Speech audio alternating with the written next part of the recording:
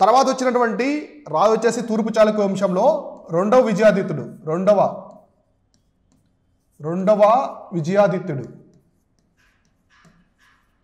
So రెండవ విజయాదిత్యుడు ఇతర రాష్ట్రకూటులని కదంబ ఇద్దరిని ఓడిస్తాడు. సో ఇక్కడ ఒకటి రాష్ట్రకూటులని, సో రాష్ట్రకూటులకి వీళ్ళకి మధ్య వైరం నడుస్తుంది కదా, ఒకటి రాష్ట్రకూటులు, ఇంకోటి కదంబాలు. సో కదంబ అని చెప్పేసి ఇంకో వంశం ఉంటుంది. వీళ్ళిద్దరిని కూడా ఓడిస్తాడు. ఎవరు? తూర్పు చాళుక్యులైనటువంటి రెండవ విజయాదిత్యుడు. ఇతను చాలా పవర్ఫుల్ కింగు. తూర్పు చాళుక్య సామ్రాజ్యంలో చాలా కాలం తర్వాత అత్యంత శక్తివంతమైన రాజు వస్తాడు. అతనే రెండవ విజయాదిత్యుడు. ఇతనికి ఎగ్జాక్ట్గా మనం చెప్పాలంటే compared with the Arjun of Mahabharata. ఇతను చాలా వీరుడు అనమాట. అందుకే ఇతన్ని మహాభారతంలో, మన హిందూ గ్రంథమైనటువంటి మహాభారతం, సో మహాభారతంలో ఉన్నటువంటి అర్జునుడితో పోలుస్తారు. సో పాండవ వీరుడు ఉన్నాడు కదా అర్జునుడితో పోలుస్తారు. ఏ తూర్పు చాళుక్య రాజుని మహాభారతంలోని అర్జునుడితో పోల్చారంటే రెండవ విజయాదిత్యుడు అంత శక్తివంతమైన అర్థం. మహాభారతంలో అర్జునుడు ఏ విధంగా అయితే శక్తివంతమైన పవర్ఫుల్ కింగు, అలానే ఇక్కడ కూడా ఇతను పవర్ఫుల్ వారియర్ అనమాట. ఓకేనా? అందుకే ఇతను అత్యంత శక్తివంతమైన రాజ్యమైనటువంటి రాష్ట్రకూటులని కదంబాలను కూడా ఓడిస్తాడు. తర్వాత సపోర్టెడ్ బై హైహయ డైనస్టీ. అయితే ఇతనికి ఒక వంశం అనేది సపోర్ట్ చేస్తుంది, ఐహయ వంశం అనమాట. ఐహయ వంశం అనేది ఎక్కడ పరిపాలిస్తుందంటే పల్నాడు రీజన్. సో పల్నాడు ప్రాంతాన్ని పరిపాలిస్తున్నటువంటి ఐహయ వంశం అనేది ఇతనికి సపోర్ట్గా నిలుస్తుంది. తూర్పు చాళుక్య రాజు అయినటువంటి రెండో విజయాదిత్యుడికి మద్దతుగా ఉంటుంది. తర్వాత ఇక్కడ ఇతను 108 బ్యాటిల్స్ చేస్తాడు. సో ఇతను మొత్తం వచ్చేసి 108 యుద్ధాలు చేస్తాడు. 108 యుద్ధాలు చేసి ఆ యుద్ధ భూముల్లో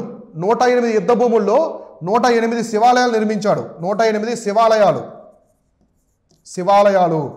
ఆ శివాలయాలు ఏమంటారంటే నరేంద్ర మృగేశ్వర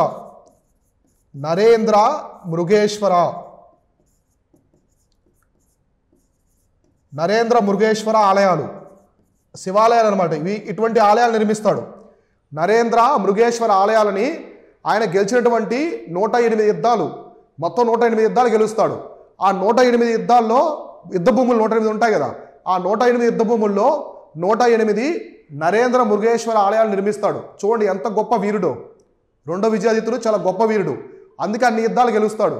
చుట్టుపక్కల శత్రువులే, రాష్ట్రకూటులు, వేములవాడ, ఇలా చుట్టుపక్కల శత్రువులే ఉంటారు.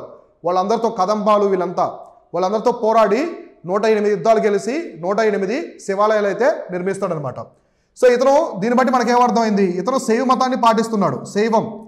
శైవ మతాన్ని పాటిస్తున్నాడు. అందుకే శివాలయాలు ఇట్లాంటివి ఎక్కువగా నిర్మించడం జరుగుతుంది.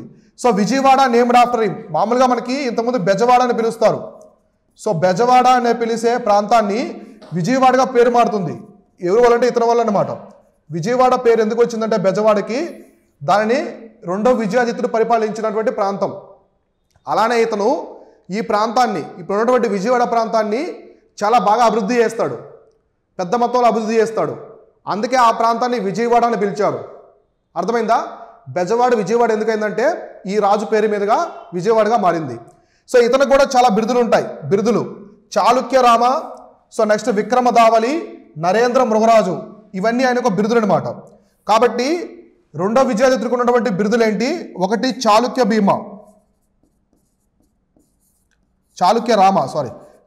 రామ, తర్వాత వచ్చేసి విక్రమదావలి,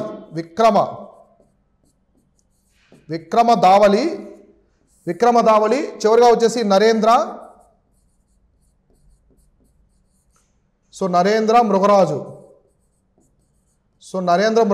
ఈ పేరుతో ఆలయాలు నిర్మిస్తాడు. సో ఇవన్నీ కూడా ఈయన యొక్క టైటిల్స్ అనమాట. టైటిల్స్ ఎవరివి? రెండో విజయాదిత్యుడి యొక్క టైటిల్స్. ఎగ్జామినేషన్ పాయింట్ ఆఫ్ వ్యూలో ఇవన్నీ చూసుకోండి, ఎగ్జామినేషన్ పరంగా అడుగుతారు. ఏ తూర్పు చాళుక్య రాజు 108 యుద్ధాలు చేసి 108 ఆలయాలు నిర్మించాడంటే రెండో విజయాదిత్యుడు. బెజవాడ నగరాన్ని విజయవాడగా పేరు మార్చింది కూడా ఇతని పేరు మీదే. ఇతని యొక్క బిరుదులు చూసుకుంటే చాళుక్యరామ, విక్రమదావలి, నరేంద్ర మృగరాజు, ఇవన్నీ కూడా రెండో విజయాదిత్యుడి యొక్క బిరుదులు అనమాట. ఓకేనా?